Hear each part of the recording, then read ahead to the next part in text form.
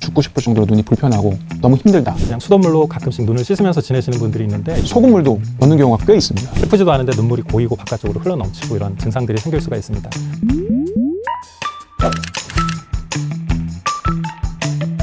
안녕하세요. 서울아산병원 안과 사우석입니다. 서울아산병원 안과 이훈입니다. 안구건조증의 정의는 쉽게 생각하면 눈이 쉽게 메마르는 거고요. 현재 유병률은 15%에서 30% 정도입니다. 원인은 말 그대로 눈물 생성이 적거나 눈물을 덮고 있는 기름층이 더러워지면서 눈이 쉽게 불편해지는 증상입니다. 심한 경우에는 환자분들 표현을 빌려서 표현하면 죽고 싶을 정도로 눈이 불편하고 따갑고 너무 힘들다. 현재 안구건조증을 일으키는 가장 대표적인 원인은 눈꺼풀 염증, 마이보험샘 기능장애인데 60%에서 한 80% 정도 원인이 되고 있고요. 안구건조증을 치료를 위해서는 단순히 인공 눈물만 넣을 게 아니라 근본적인 원인이 되는 이런 마이보험샘 기능장애, 눈꺼풀 염증을 치료하는 게 최신의 화두라고 보시면 됩니다. 정의를 굉장히 정확하고 메마르게 설명해 주시네요. 보통의 증상으로는 눈이 뻑뻑하고 좀 충혈되기도 하고 또 심한 경우에는 시력이 좀 떨어지거나 좀 뿌옇게 보이는 그런 증상들도 나타나는 그런 질환입니다. 네, 맞습니다. 네.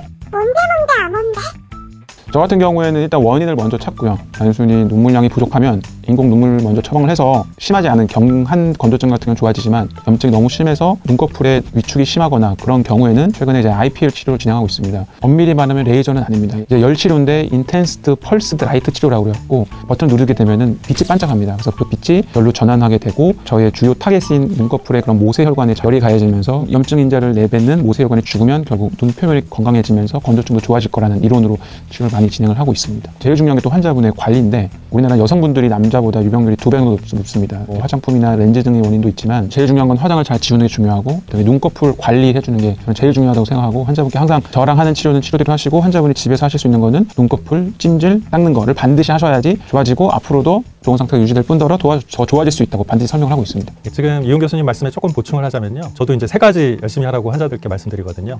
지금 얘기하는 문제들은 건조증하고 관련되는 이유가 눈물층을 부드럽게 코팅해줘야 되는 기름막이 깨끗하게 생성되지 않는 환자들에 해당되는 거고 실제 우리나라에 환자가 굉장히 많습니다. 그래서 샤워하시기 전에 눈 주변에 스팀 타월이나 온열기 같은 걸로 눈을 따뜻하게 좀 찜질을 하고 또 샤워를 하면서 베이비 샴푸나 아니면 샴푸를 약간 희석해가지고 속눈썹 있는 데를 좀 자주 문질러주고 요즘은 속눈썹 사이사이 기름샘을 깨끗하게 닦아주는 제품들이 많이 나와 있거든요. 그런 제품으로 또 닦아내고 심한 분들은 밤에 자기 전에 항생제 연고를 또 발라주고 이러는 게 도움이 됩니다.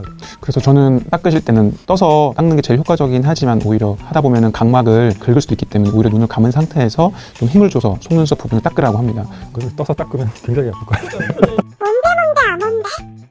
이제 그 외에 정말 심하게 건조해지는 경우, 눈 표면에 염증이 심해지는 경우가 있기 때문에 그런 경우는 반드시 큰 병원에서 치료받는 게 좋고요. 그 하감제 치료 후에 건조증이 심해지거나 또는 이제 마이보험샘 기능장애가 심해지는 경우가 있었는데 그런 경우에는 다래끼가 아주 심하게 생기는 경우가 있었습니다. 마지막으로 스티븐 존슨 증후군이라고 면역 반응에 의해서 눈꺼풀과 눈 각막에 이상이 생기는 병인데 그런 경우에도 건조증이 아주 심해질 수 있기 때문에 반드시 대학병원에 오셔서 전문의 상담을 꼭 받으셔야 될 것 같습니다. 그 건조증마다 다 원인이 있고 치료가 조금씩은 다 다르거든요. 증상이 계속되거나 뭔가 진행이 있다거나 이럴 때는 치료를 맞춤형으로 받는 것이 중요하겠습니다.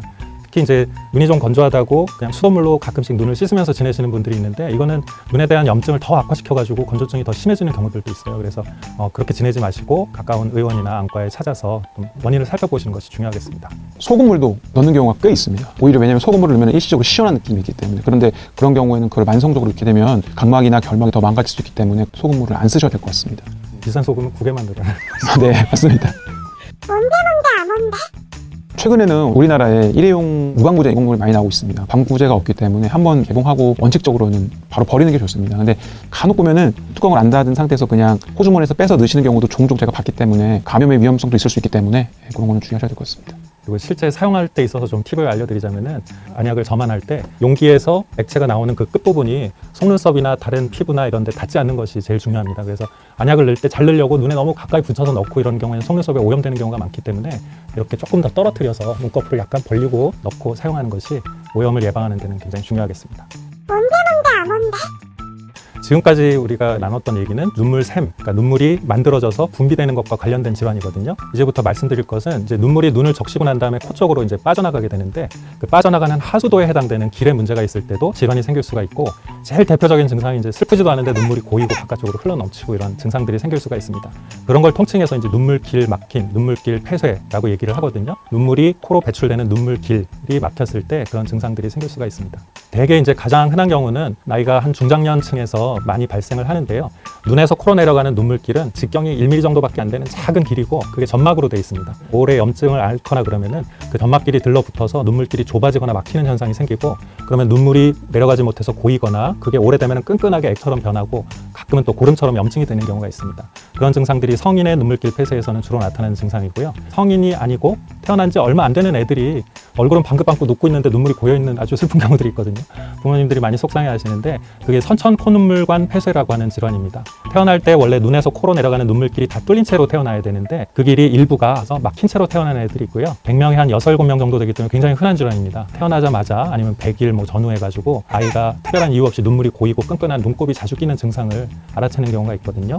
그런 경우에 선천 코눈물관 폐쇄라 그래서 내려가는 눈물길이 막힌 채로 태어나지만 또 돌 정도 무렵까지 기다려보면은 한 10명에 8, 9명 정도는 저절로 뚫리는 경우가 있거든요. 또 물론 그냥 기다려도 뚫릴 수가 있지만 마사지를 해주면은 또 눈물 내려가는 길이 뚫리는 거를 더 도와줄 수가 있습니다. 그래서 안과에 오시면은 되게 눈물길 마사지 방법을 알려드리고 그러는데 그런 마사지를 하면서 기다려보고 만약에 돌 무렵까지도 증상 개선이 없고 하다 그러면은 내려가는 눈물길을 한번 개통시켜주는 그런 치료를 하기도 합니다. 끝이 뭉툭한 침이 있어요. 그 침을 이용해서 막혀있는 부분을 뚫어주는 그리고 넓혀주는 그런 치료를 하게 됩니다. 그걸 눈물길 부지법이라고 하는데요. 간단하게 시술을 할 수 있고 10명에 8, 9명 정도는 그걸로 또 간단하게 끝나기 때문에 좋은 방법이고요. 성인의 경우는 조금 더 방법도 다양하고 조금은 더 복잡합니다. 대개 성인은 오래된 염증과 관련돼서 막히는 경우가 많기 때문에 어떤 경우에는 기존에 갖고 있는 길을 다시 개통시켜주는 재개통술로도 좋아지는 경우가 있고요. 워낙 막힌 지 오래되고 꽉 막혔다 생각되면은 그 길은 더 이상 사용할 수 없기 때문에 눈물길을 새로 만드는 방법 그렇게 두 가지로 크게 나눌 수가 있습니다. 보통 이제 외부에서 환자분들이 뼈를 깨가지고 아주 큰 수술을 해야 된다 또 겁을 잔뜩 먹고 오시는 경우들이 있어요. 대개 눈물길이 어느 부위가 어느 정도 막혔는지를 확인할 수 있는 검사들을 진행하게 되고요. 그 검사 결과에 따라서 눈물길을 만들어야 될 사람과 아니면 재개통해야 될 사람을 나누게 됩니다. 일단은 재개통이 더 간단한 치료니까 그걸 먼저 말씀드리면은 끝이 뭉툭한 침으로 이렇게 개통시켜주고 그 개통시킨 길을 실리콘 튜브를 넣어서 유지하는 그런 치료를 하기도 하고요. 요즘은 아주 미세한 내시경이 있습니다. 직경이 1mm도 안 되는 미세한 내시경을 실제 눈물길에 삽입해가지고 막혀있는 부분을 크게 넓혀주는 그런 재개통술도 할 수가 있습니다. 만약에 그런 시술로도 해결이 잘 안 될 정도로 많이 막힌 사람들 아니면 뚫었지만 또 다시 들러붙는 사람들은 눈물길을 새로 만들어주는 수술을 넘어가는데 눈하고 코 사이에 있는 작은 뼈에 작은 구멍을 내가지고 그 길을 통해서 눈물이 배출되도록 해주는 수술이고요. 입원 없이 대개는 진행하는 수술입니다. 수술 시간도 보통 15분, 20분 정도면 끝나는 수술이어서 너무 겁먹으실 필요는 없고요. 오셔가지고 정확히 진단 받는 것이 중요하겠습니다. 제가 생각했을 때는 애들이 움직이면 안 되니까 특히 전신 마취로 하나요? 아니면 예. 요새는 그것도 굉장히 중요한 포인트인데요.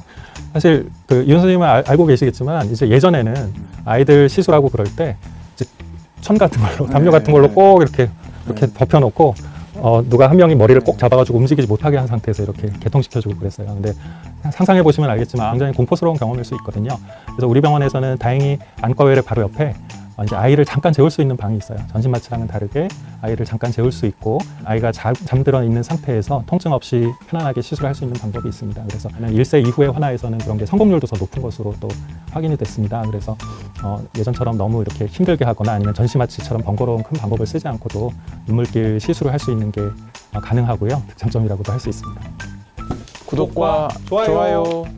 그 한마디로 정리를 하자면 건조한 현상은 하나의 현상이기 때문에 현상을 일으키는 근본적인 원인을 찾아야 됩니다. 인공 눈물만으로 쉽사리 좋아지지 않는 그런 건조한 증상에 대해서는 검사를 통해서 정확히 원인을 분석하고 거기에 맞는 치료를 해야 되기 때문에 이런 경우에는 꼭 반드시 안과에 오셔서 전문의 상담을 받은 후에 치료를 받으시면 좋을 것 같습니다.